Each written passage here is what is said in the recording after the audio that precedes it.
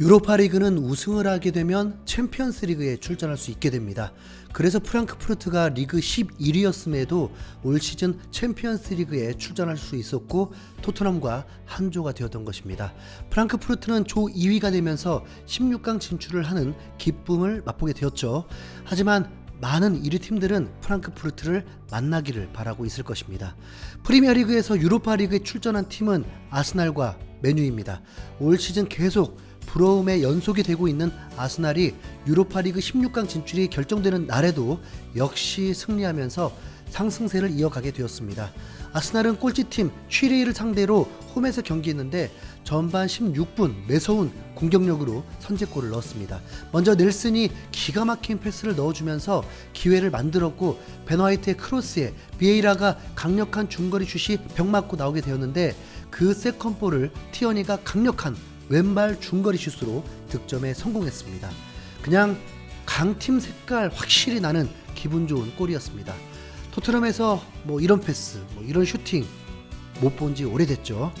홀딩에 어이없는 실수가 나오면서 위기가 한 번 있었지만 아스날 경기력 퀄리티가 토트넘보다는 훨씬 좋다는 건 확실히 느낄 수 있었습니다. 단지 득점력만 아쉬웠을 뿐입니다. 취레이는 꼴찌였고 이미 토너먼트에 오르는 것은 불가능했는데도 최선을 다했습니다. 오죽하면 경합 과정에서 상대 유니폼을 찢어버렸을까요?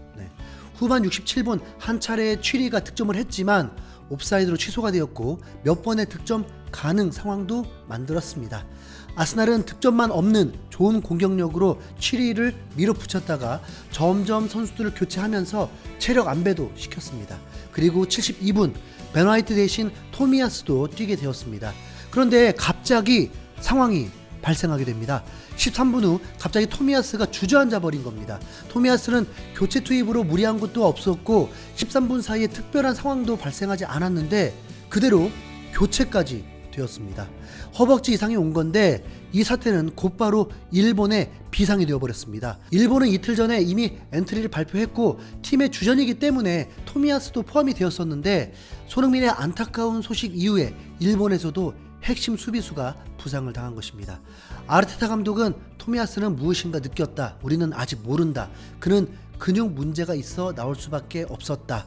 우린 어떤 위험도 감수하고 싶지 않았다. 이제 48시간 내에 그는 검사를 받고 어떤 게 좋을지 결정할 것이다 라고 전했는데 이미 토미야스는 부상 이력이 있었고 올 시즌 시작할 때 아르테타 감독은 본인 때문에 토미야스가 부상을 많이 당하는 것 같다고 자책하면서 미안했습니다.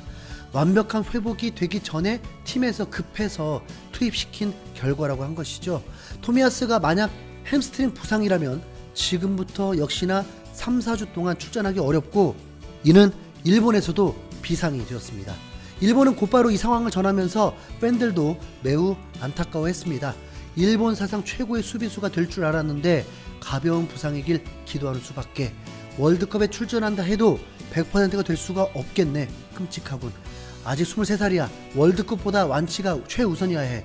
어차피 이번 월드컵 힘들다고 봐야 하잖아. 남 얘기가 아니야. 우리도 부상자가 속출하고 있잖아. 감독이 토미야스를 너무 신뢰하고 있다는 게 문제야. 이렇게 부상자가 많은데 어떻게 이겨? 토미야스를 믿었었는데 사사키로 될까? 우린 망했어. 이것으로 독일 무승부 가능성은 끝났다. 이게 바로 유럽 시즌 중에 월드컵을 할 때 마이너스였던 거구나. 토미야스는 대체 불가 선수라고 이미 예고된 일이야. 그는 유리몸이니까. 일본에서도 핵심 선수였다 보니까 절망적인 상황임을 반응으로도 알 수 있습니다. 일본은 이틀 전 손흥민의 안타까운 소식에도 충격을 먹긴 했는데 카타르 월드컵의 저주가 끊임없이 이어지고 있습니다.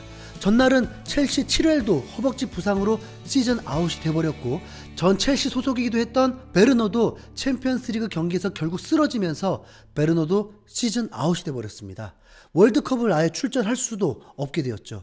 앞으로 유럽리그에서도 3경기가 더 남았다 보니 아마 부상 소식은 더 나올 확률도 많습니다. 이미 토트넘은 로메로도 월드컵 전까지 뛸 수 없다는 소식도 나왔습니다. 자, 이제 다시 아스널로 돌아가서 유로파리그 우승 후보로 급부상한 아스날은 최종 1대0으로 승리하면서 1위가 확정되었고 16강에 진출하게 되었습니다. 현재 1위 팀인데 당연한 소식이어야 하겠죠. 그나마 아스날은 부상 선수가 가장 적은 팀으로 전력이 크게 약해지지 않았습니다. 오히려 사카도 돌아오고 파티도 돌아와 있고 진첸코까지 돌아왔습니다. 이 상황에서 주말 리그에서 첼시와의 더비가 있는데 첼시가 이겨줘야 뭔가 신락 같은 희망, 아니 무슨 희망이냐고요? 그래도 손흥민이 부상이면서 치부하지만 손흥민의 바람은 팀 성적이 좋아지고 기적을 바라고 있지 않겠습니까? 네. 아직 26경기 남고 3위인데 뭐 그죠? 곧 손흥민이 수술을 한다고 하죠.